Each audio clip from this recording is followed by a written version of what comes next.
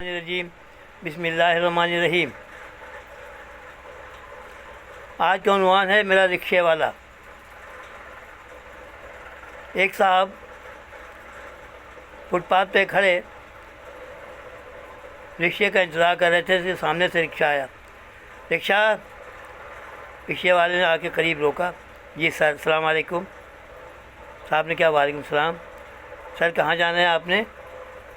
بھائی میں نے وہ ہارٹ کا ہاسپٹل جانا ہے، تو آپ کیا لوگے؟ کہنے وہاں کے تو 700 روپے ہوتے ہیں۔ کہ نہیں، میرے پاس 500 کی گنجائش ہے۔ کہ ٹھیک ہے آپ بیٹھیے۔ کہنے یہ میں اپنا بیٹا لاتا ہوں تو اس کے ساتھ ہی بیٹھوں گا۔ وہ بیٹے کو پکڑ کے لائے تو رکشے والا اترا، دوسرے ہاتھ سے اس نے اس بیٹے کو پکڑ کے رکشے میں بٹھایا اور چل دیا۔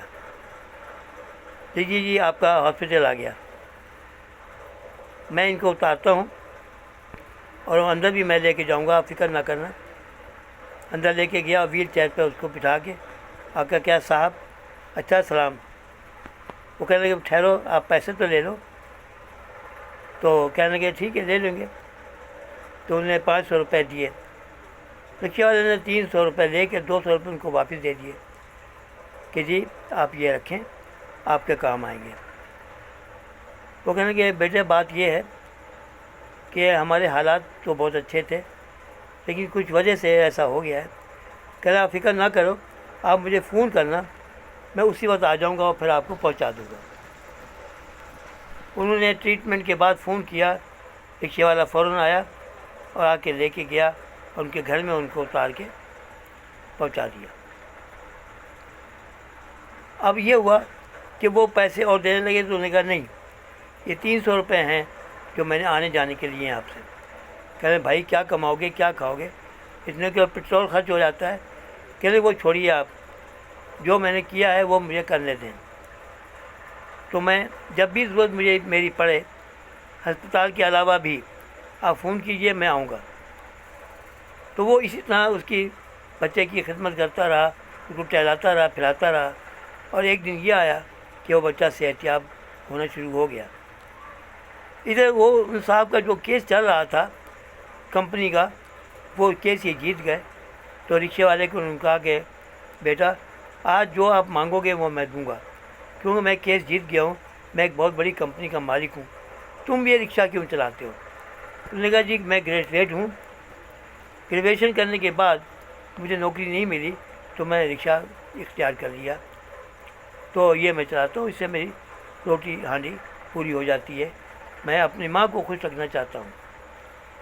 ان کا بیٹا بات یہ ہے کہ آپ نے اب رکشہ نہیں چلانا، آپ میری کمپنی کے میری سیکرٹری ہیں آپ، اور آپ نے کل سے میرے وہاں آنا ہے، اور آپ کے لیے میں نے رہائش کا بھی بندوبست کر دیا ہے، اپنی والدہ کو بھی رکھو۔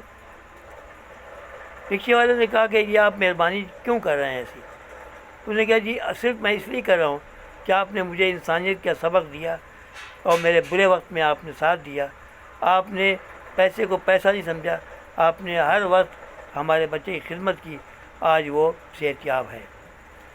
لہذا یہ ہے کہ وہ بھی بیٹا ہے، آپ بھی بیٹے ہو، میں آپ کے کس کام آ جاؤں، یہ میرا خوش نصیبی ہے۔ دیکھیے ایسا بھی ہوتا ہے کہ اس نے رکشے والے نے اندازہ یہ لگا لیا کہ یہ فیملی دکھ مند ہے، اس کی دکھوں میں اس کو ساتھ دو تاکہ یہ سکھی ہو جائے۔